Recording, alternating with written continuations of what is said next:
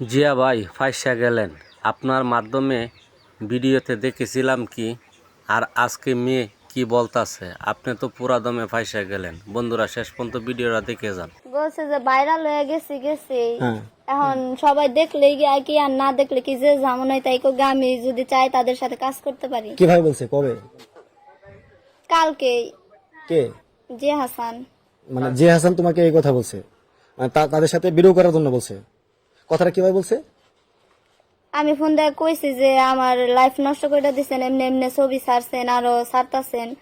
তখন কইতাছে আমরা ছাড়ি নাই, এটা আমার ছবি কাইটা নিয়ে অন্যরা ছাড়ছে, এটা আমার বুঝ দিতেছে। পরে আমি কইছি না, আপনি আমার জীবন নষ্ট করে দিচ্ছেন। আচ্ছা, তখন আর কি আমার কইতাছে, কাকে বলতেছো তুমি এটা?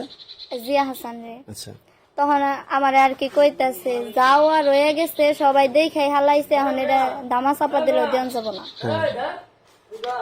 পরে তাই আর কি হেগনগে ভিডিও করবার কইতাছে আমারে, মানে এগুলো ব্লগ ভিডিও বানাইতে জিয়া চ্যানেল লাগে কন্টেন্ট ক্রিয়েশন করতে বলতেছে তোমাকে যে হাসান।